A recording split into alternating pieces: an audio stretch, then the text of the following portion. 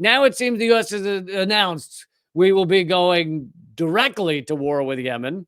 Here is the right-wing Air and Space Forces magazine, which of course is just pro-U.S. empire at every turn. But here's how they describe it, which they had to really screw with the grammar to try and make this headline as propagandistic as possible.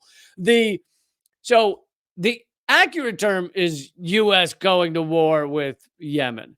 That would be probably most accurate. The slightly massaged propaganda would be U.S. going to war with Houthis, which is, one faction in Yemen. But that was still too much for them, so they've now massaged it even more. The title is U.S. and allies take on over 100 attacks by Houthis with new Operation Prosperity Guardian. And you read that and you go, how do they take on 100 attacks? Does that mean they did 100? How does one take on attacks? They're not taking on 100 attacks. They're saying that the Houthis have perpetrated 100 attacks, and the U.S. is now taking that on via declaring war with Yemen. But I'll get to the details in a second.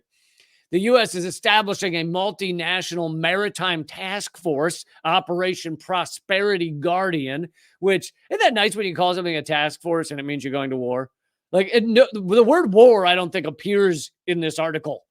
It's just they have a task force and it's doing a thing. It's a multi-maritime national task force, Operation Property Destruction.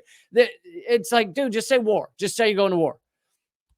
But the part of the reason they don't call it war, not just standard propaganda, but is because Americans don't want to go to war with Yemen. And to say we're going to war with Yemen is scary to some Americans. Yes, most Americans support any time the U.S. wants to bomb someone, but a lot of them do not.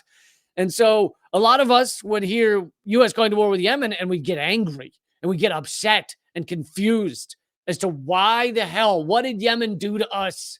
A lot of Americans would be furious. So that's why apparently there is no war. No, there's no war. What war? It's a multinational maritime task force called Operation Prosperity Guardian. No war. To address the attacks, address actually means to like speak, like an address. So this is to address attacks. Well, you're going to be murdering people. Wouldn't that be great if you could just murder your neighbor and say, well, I addressed the loud music that my neighbor was playing. And so that, did you murder your neighbor? No, I didn't murder him. I addressed the loud music he was playing via an operation called Quieter Music. It was Operation Quieter Music. That's how I addressed it. To address attacks from Houthis in Yemen on commercial ships and other targets as the conflict in the Middle East widens and risks upending global trade. Secretary of Defense Lloyd Austin, former board member of Raytheon, everyone should remember, announced December 18th. The Pentagon said December 19th that the Houthis had conducted over 100 drone and ballistic missile attacks targeting 10 merchant vessels involving more than 35 different nations. Now, why would the Houthis do that? Why would Yemen do such a thing as attack these ships? That's horrific. That's horrible. Why would they do that? Anyone, any ideas? Is it just because they like hurting people? Or is it because of the genocide that Israel is perpetrating? As Reuters reported, Yemen's Houthi leader says group will target Israeli ships in the Red Sea. Yemen's Houthi leader said on Tuesday his forces would make further attacks on Israel and they could target Israeli ships in the Red Sea and the Bab al-Mandab Strait. The Houthis, who have been at war against Saudi-led coalition since 2015, have emerged as a major military force in the Arabian Peninsula with tens of thousands of fighters and a huge arsenal of ballistic missiles and armed drones. Oh, have they emerged as a major military force? I wonder if that's what happens when you try and genocide a people.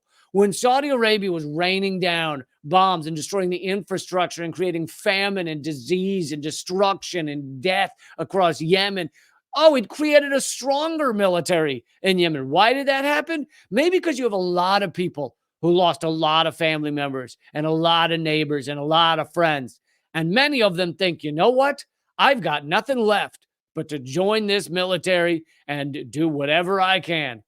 It's so obvious that this is where things go when you destroy a people like that.